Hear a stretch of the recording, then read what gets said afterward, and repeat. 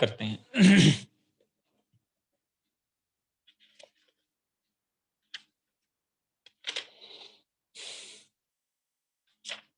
कौन कौन आ गया?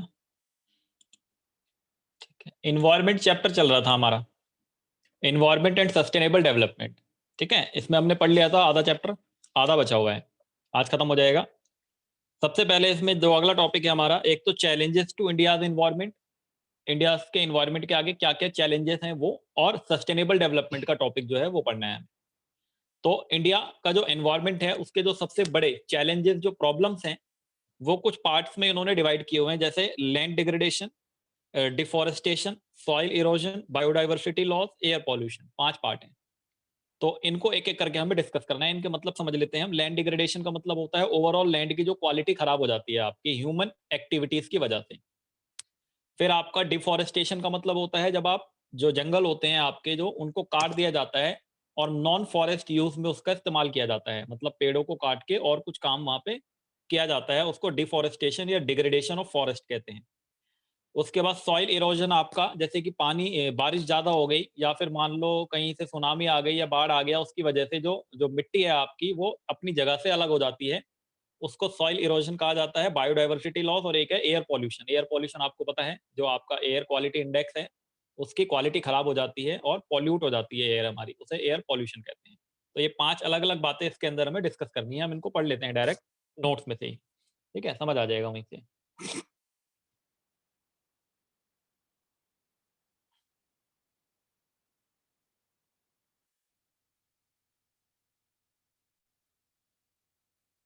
एनवायरमेंट,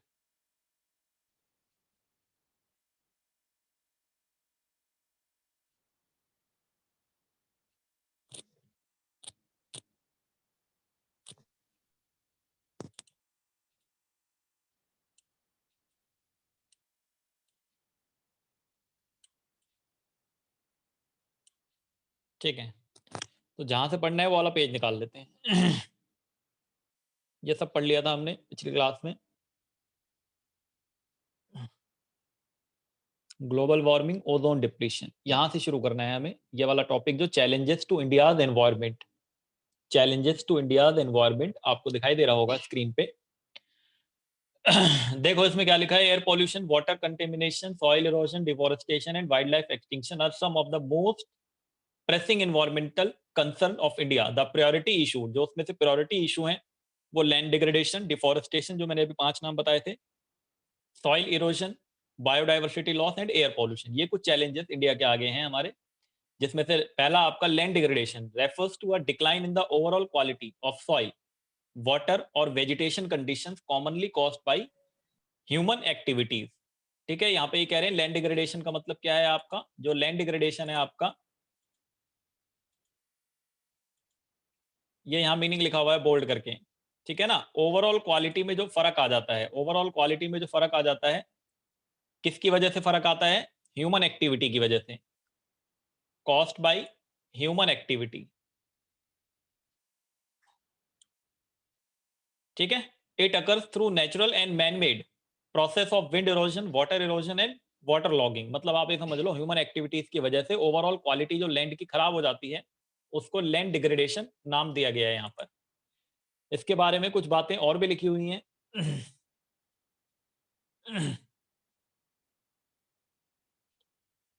जैसे कि इन इंडिया, आपको दिख रहा है ये बुलेट्स यहाँ पे, in India land suffer from different type of degradation mainly because of unstable use and inappropriate management practices। unstable use और inappropriate management practices की वजह से होता है। such kind of degradation leads to the loss of individual nutrients and lower food grain production।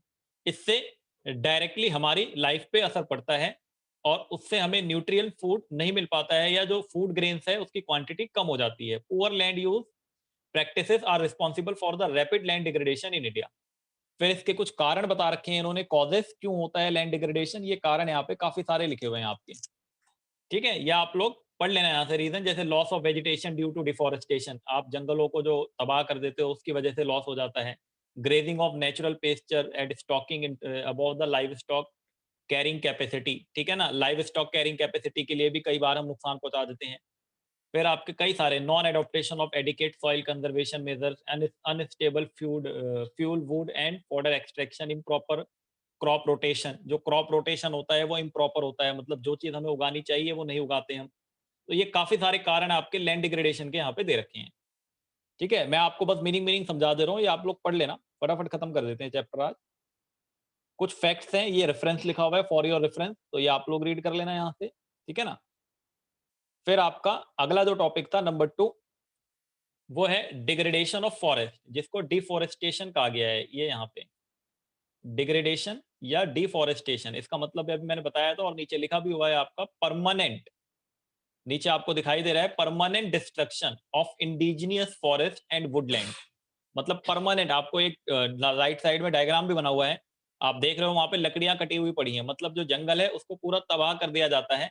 क्यों करा जाता है उसको, देखो, refers to cutting, clearing and removal of rain forest where land is thereafter converted to a non forest use, ताकि उसको हम बाद में नॉन फॉरेस्ट यूज में इस्तेमाल कर सकें। तो इसलिए उसे पूरी तरीके से कन्वर्ट कर दिया जाता है, नॉन फॉरेस्ट यूज में बाद में उसे इस्तेमाल किया जा सके, इसलिए उसे पूरी तरह से कन्वर्ट कर दिया जाता है। ये डिफोरेस्टेशन कहलाता है आपका, ठीक है, यहाँ पे डिफोरेस्टेशन। फिर इसके बाद आपका नेक्स्ट है अगला, एक मिनट,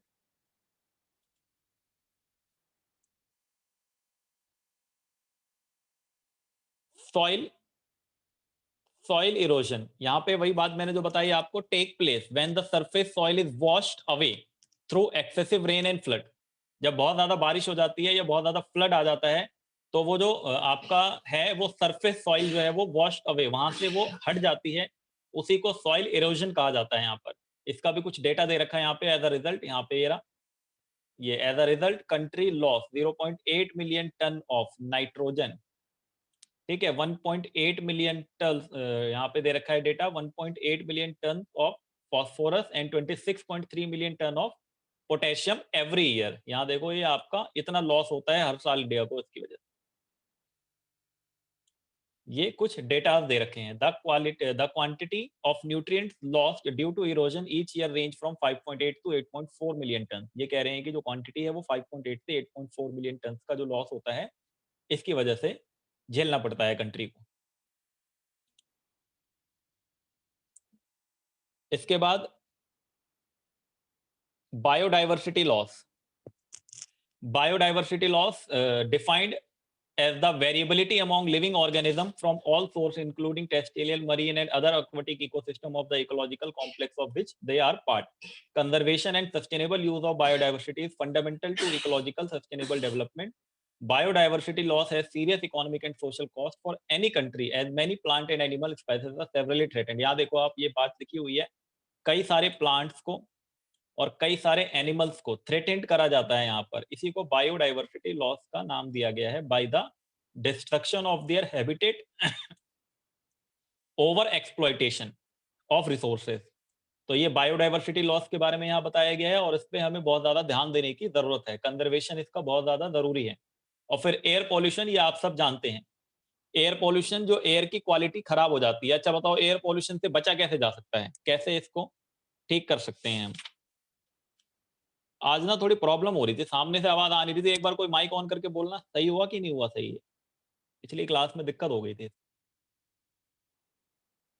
बोलना कोई बच्चा माइक ऑन करके। नहीं आ रही आवाज अभी, बोल रहा है कोई, एक मिनट। हाँ, कोई आ रही माइक है ऑन सर कर। आवाज? हाँ हाँ आ रही है, आ रही है, अब ठीक है। पिछली क्लास में पता नहीं क्या हो गया था, सामने वाले बच्चों की आवाज ही नहीं आ रही थी मुझे, मेरी जा रही थी उनको। तो मैं ये पूछ रहा था, एयर पॉल्यूशन से हम कैसे छुटकारा पा सकते हैं। बहुत सारे तरीके हैं इसके, एयर पॉल्यूशन से छुटकारा पाने के, एक दो बताओ मुझे। इको फ्रेंडली प्रोडक्ट यूज करना। हाँ, सबसे पहले तो ट्रांसपोर्टेशन की बात आती है, तो ट्रांसपोर्टेशन में जैसे दिल्ली मेट्रो का इस्तेमाल करो, आप अगर दिल्ली में रहते हो, पब्लिक ट्रांसपोर्ट का इस्तेमाल करो। आप अगर इंडिविजुअल गाड़ी में चलोगे तो उससे पॉल्यूशन ज्यादा होगा, और अगर जो पब्लिक ट्रांसपोर्ट भी यूज हो रहे हैं, जो गाड़ियां चल रही हैं, वो सीएनजी पे होनी चाहिए, पेट्रोल और डीजल से ज्यादा पॉल्यूशन होता है। तो ये बहुत सारे तरीके हैं, ये कुछ डेटा दे रखा है यहाँ पे, पहला, दूसरा और तीसरा bullet. The number of motor vehicle increase 3 lakh 1951 में 6.7 करोड़ इन 2003। हाँ, ऑड इवन वाला तरीका, केजरीवाल वाला तरीका जो है वो भी करा था दिल्ली में। 14.18 करोड़, देखो संख्या देखो तुम, 3,19,51 में, 6.7 करोड़ 2003 में, और डबल से भी ज्यादा 14.18 करोड़ इन 2011, और अभी तो 2020 चल रहा है। Personal transport vehicle, two wheeler and car, ये डेटा सिर्फ टू व्हीलर और कार का है, जो पर्सनल गाड़ी होती है लोगों की उनका। तो जब इतनी ज्यादा गाड़ियां बढ़ेंगी तो पॉल्यूशन तो अल्टीमेटली अपने आप ही बढ़ेगा, वो तो चांस ही नहीं है कि पॉल्यूशन घट जाए। तो इसके तरीके दे रखे हैं आगे कंट्रोल करने के। ये नीचे हेडिंग लिखी हुई है यहाँ पे, some ways to control air pollution. कहाँ गया ये रहा।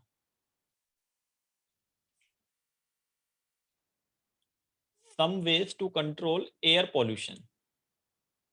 तो यहाँ पे काफी सारे, promotion of public transport like use of Delhi metro instead of private vehicles, step should be taken for effective traffic planning and management, and promotion of cleaner fuels in vehicle like use of CNG instead of petrol and diesel, use of cleaner fuel such as LPG in household to reduce indoor air pollution. LPG का इस्तेमाल करते हैं हम लोग इसीलिए ताकि वो pollution से बचा जा सके।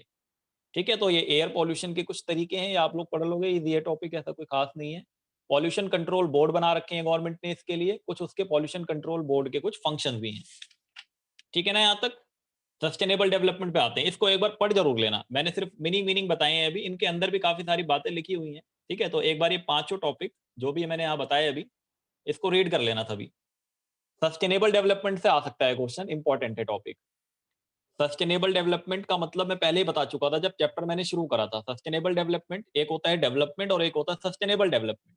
सस्टेनेबल डेवलपमेंट का मतलब जो सर्विस आप इंजॉय कर रहे हो वही सर्विस आपकी आने वाली जनरेशन को एटलीस्ट कम से कम उतनी तो मिले, उससे कम ना मिले या उससे ज्यादा ना मिले, लेकिन उतनी सर्विस उसको भी मिले आप इंजॉय कर रहे हो।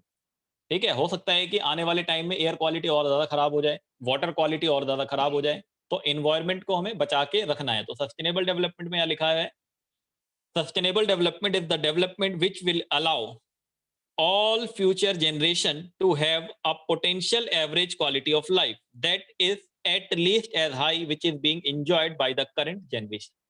मतलब वो क्वालिटी ऑफ लाइफ जो करंट जनरेशन एंजॉय कर रहा है, कम से कम एट लीस्ट उतनी ही quality of life future generation को भी मिले, उसे सस्टेनेबल डेवलपमेंट का नाम दिया गया है।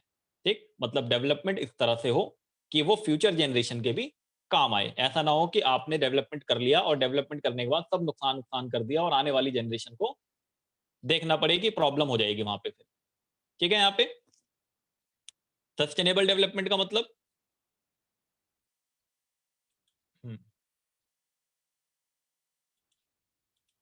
अच्छा, सस्टेनेबल डेवलपमेंट को अचीव कैसे कर सकते हैं, how to achieve sustainable development. Sustainable development मैंने बताया, समझ आ गया ना। जैसे कि आपको जो सर्विस मिल रही है आज इन्वायरमेंट से, एट लीस्ट उतनी ही सर्विस आने वाली जनरेशन को भी मिले। ये बात ये मिलती नहीं ना, लेकिन आपके जो बड़े दादा वगैरह रहे, हम तो बहुत बढ़िया माहौल में रहे थे, हमारे टाइम पे तो कोई पॉल्यूशन वॉल्यूशन नहीं था, एकदम पेड़ पौधे ये वो।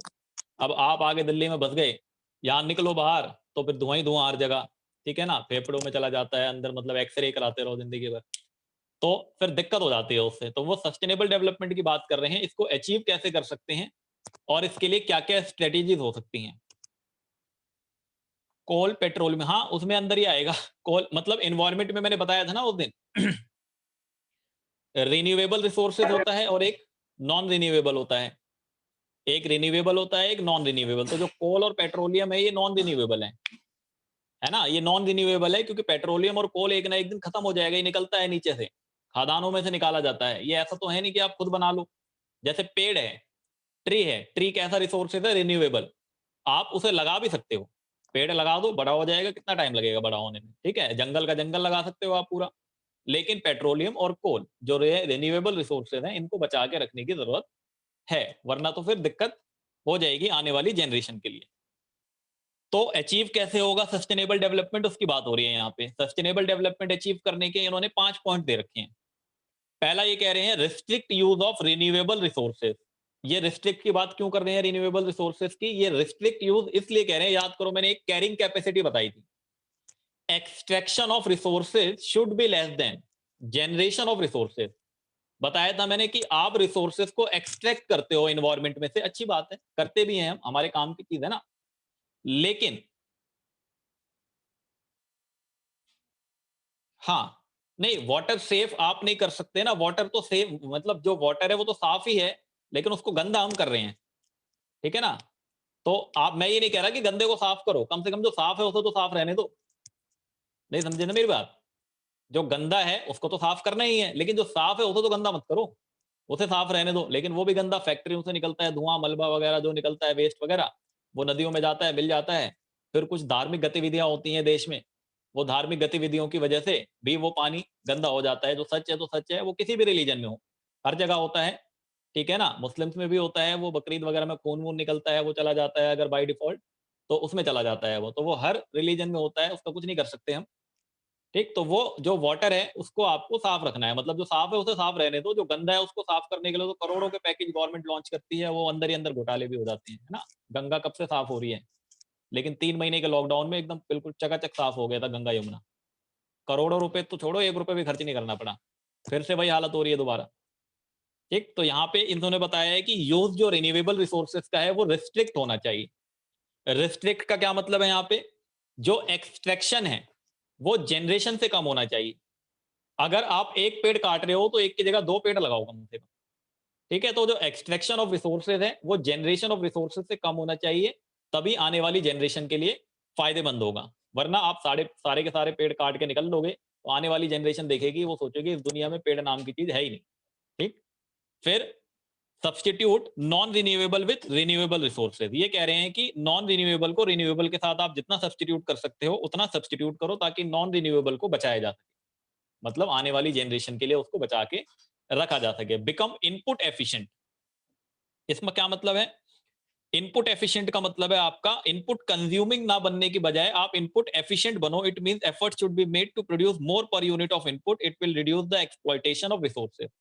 आप एक यूनिट से जितनी क्वांटिटी बनती है उसकी प्रोडक्टिविटी बढ़ाने की कोशिश करो। जैसे कि मान लो आप एक लेबर हो, आप किसी फैक्ट्री में काम करते थे, चेयर बनाते हो, आप एक दिन में 10 चेयर बना लेते हो, तो आप ज्यादा एफिशिएंसी से काम करने लगोगे तो हो सकता है आप 12 चेयर बना लो, 14 चेयर बना लो। तो इनपुट एफिशिएंट बनने की कोशिश करेंगे तो सस्टेनेबल डेवलपमेंट होगा। एंड कंट्रोल पॉल्यूशन, पॉल्यूशन को कंट्रोल करना पड़ेगा। जो पॉल्यूशन अभी मैंने बताया आपको, एयर पॉल्यूशन भी होता है, वाटर पॉल्यूशन भी होता है। ठीक, हाँ कर रहा हूं मैं। Control the growth of population, और चौथा है आपका पांचवा, पॉपुलेशन की ग्रोथ को कंट्रोल करना। एक बार मैं नोट शेयर कर रहा हूं, यहां से पढ़, खत्म है चैप्टर बस ये थोड़ी देर में ही।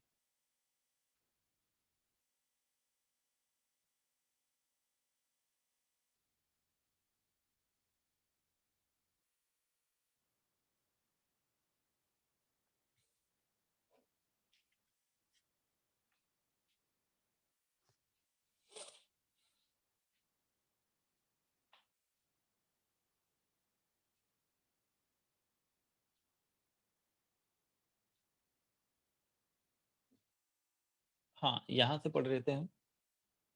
एक मिनट जूम कर रहा हूं मैं भी, रुक जाओ एक मिनट। ये आपका how to achieve sustainable development, how to achieve sustainable development इधर है, इधर। पहला है restrict use of renewable resources, इसमें मैंने बताया एक्सट्रैक्शन जनरेशन से कम होना चाहिए। Renewable resources should be extracted on a sustainable basis, it means rate of extraction should not exceed rate of generation. दूसरा है substitute non renewable with renewable, और non renewable resources are depleted, क्योंकि ये खत्म हो जाएंगे, इनका खतरा है खत्म होने का। Renewable substitute must be develop so as to maintain the flow of services over time. It means rate of depletion of non-renewable resources should not exceed the rate of creation of renewable substitute. वो उससे ज्यादा नहीं होना चाहिए, मतलब उन्हें हमें बचा के रखने की जरूरत है। Become input efficient, तीसरा कह रहे हैं become input efficient. Technological progress should be made to become input efficient and not input consuming. It means efforts should be made to produce more per unit of input. It will reduce the exploitation of resources.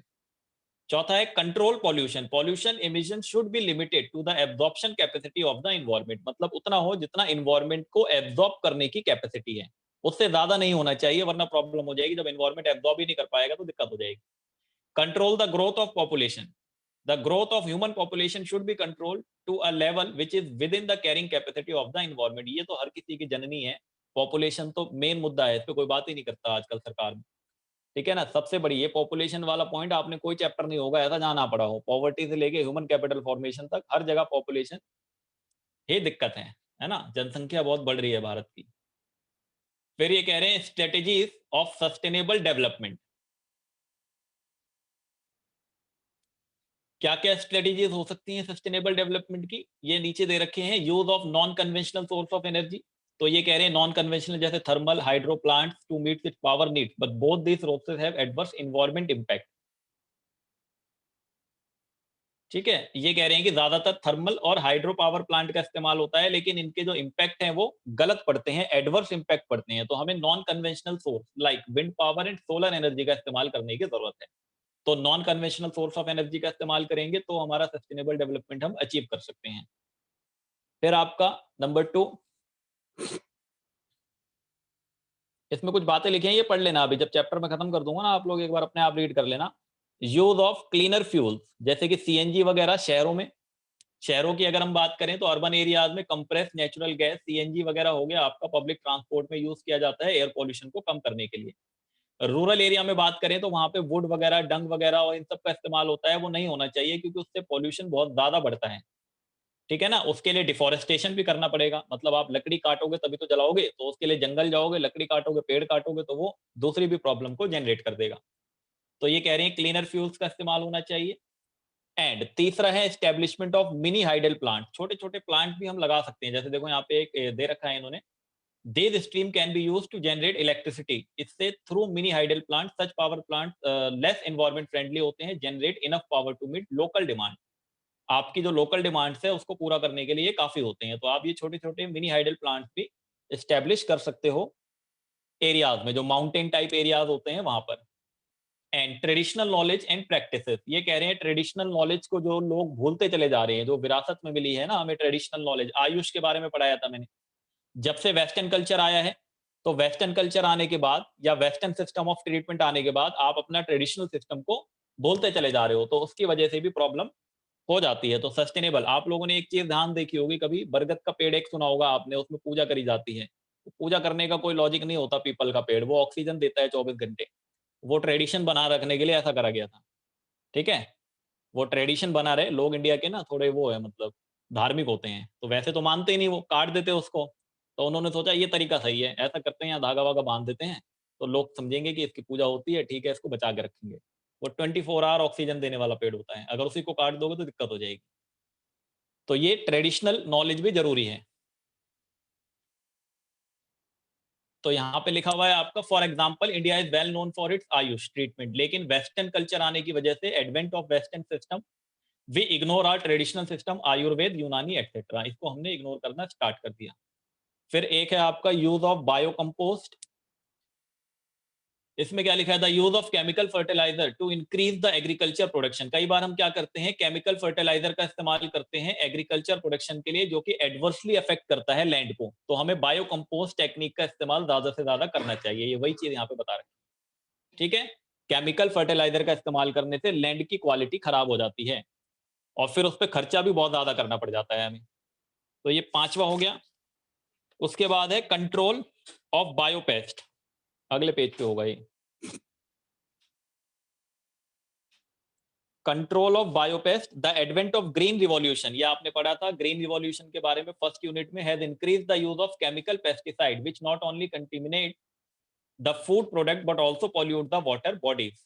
ठीक है, तो ये pollute करता है आपके water bodies को। To meet this challenge better method of paste control are promoted, for example neem based pesticides are environment friendly and free from side effect. हमने पढ़ा था ग्रीन रिवॉल्यूशन में पेस्ट अटैक होता था, ठीक है ना, क्योंकि उसमें कुछ वो मिलाई जाती हैं, आपके जो फर्टिलाइजर्स में मिलाए जाते हैं, उसकी वजह से पेस्ट अटैक का खतरा बढ़ जाता था, तो वो ग्रीन रिवॉल्यूशन की वजह से, इसलिए वो कह रहे हैं बायोपेस्ट पे कंट्रोल करना जरूरी है हमारा।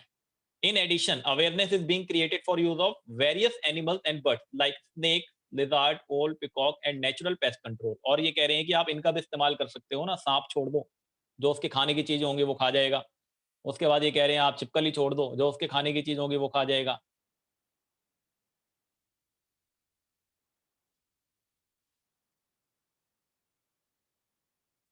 इसके बाद नंबर 7 है आपका, change in unsustainable pattern of consumption and production. जो अनसस्टेनेबल पैटर्न है कंजम्पशन और प्रोडक्शन का, उसको ठीक करने की बात कर रहे हैं। ज्यादा जूम हो रखा है, थोड़ा कम कर लो उसको। परचेजिंग पावर जब आपकी बढ़ जाती है ना, परचेजिंग पावर मतलब आपके पास पैसा जब ज्यादा हो जाता है तो आप वेस्टफुल कंजम्पशन करना स्टार्ट कर देते हो कई बार, मतलब जो जरूरी भी नहीं है। देखो लिखा हुआ है with increasing purchasing power wasteful consumption link to market driven consumerism is stressing the resources base of developing countries further. तो जब हमारे पास पैसा ज्यादा बढ़ता है तो वेस्टफुल कंजम्पशन करना स्टार्ट कर देते हैं और फिर वहां से प्रॉब्लम क्रिएट हो जाती है। It is important to counter this through education and public awareness. ये एजुकेशन और पब्लिक अवेयरनेस से ही सुधरेगा।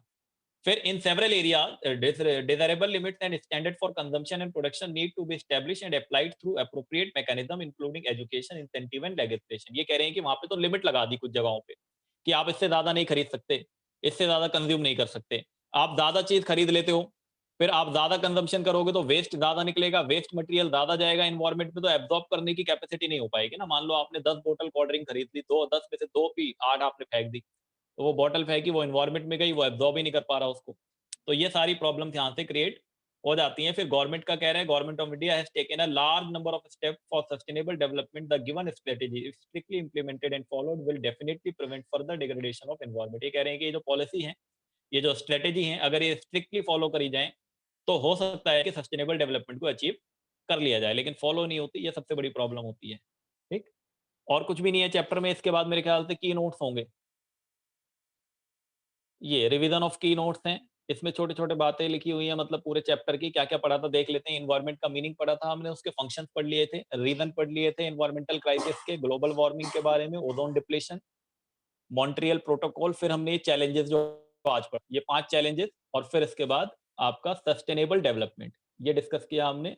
सस्टेनेबल डेवलपमेंट के way to achieve and strategies for sustainable development. बड़ा ही छोटा चैप्टर है, 2 क्लास में खत्म हो गया। ठीक, अब बताओ किसको क्या पूछना था? बच्चे कहाँ गायब हैं? सारे बच्चे नहीं है क्लास में।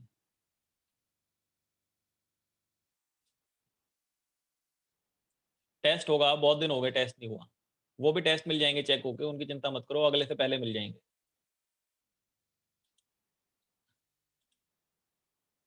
कोई डाउट किसी का?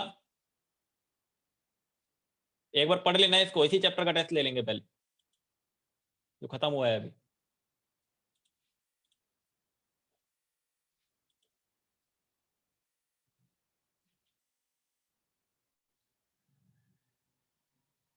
एस एंड एच वर्ड का मीनिंग मैंने अभी इसको चेक नहीं करा। सिद्धा था, एच सिद्धा,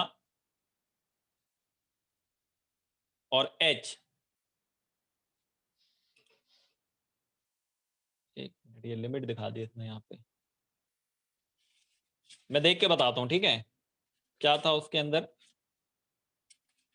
बताओ, अगर किसी ने पढ़ा हो, घर जाके पढ़ा था, रिवीजन किया हो तो।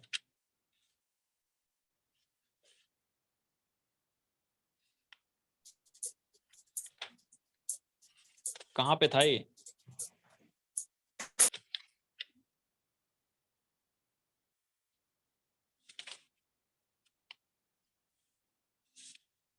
ये मेरे ख्याल से पिछले चैप्टर का पार्ट है ना। हाँ, पिछले चैप्टर का है ये, मैं बता दूंगा एक बार देख के। इससे पहले वाले चैप्टर का है।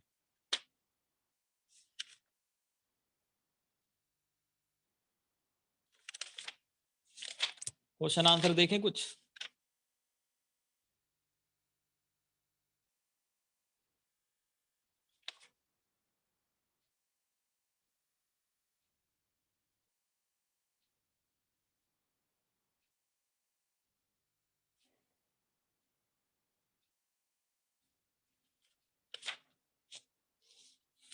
क्लास का टाइम नहीं चेंज हो पाएगा, बड़ी प्रॉब्लम हो जाएगी, वरना फिर सारे बैच इधर उधर हो जाएंगे।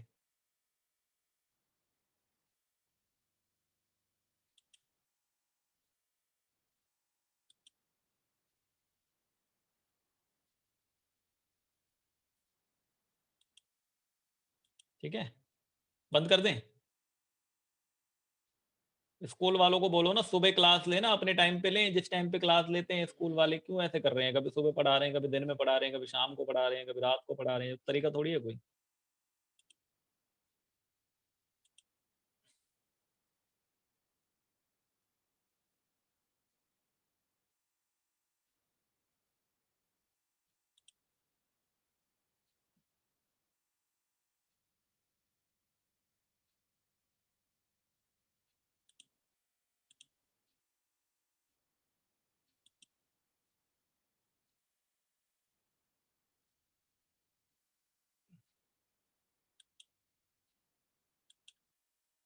चलो मैं बाद में बात करूंगा जिसकी जो प्रॉब्लम है ना। वैसे टाइम चेंज करना मेरे लिए प्रॉब्लम हो जाएगा क्योंकि बाकी बच्चों की भी दूसरी क्लासेस होती हैं ना, और मेरी भी क्लासेस होती हैं, फिर 11th वाले भी हैं और भी हैं।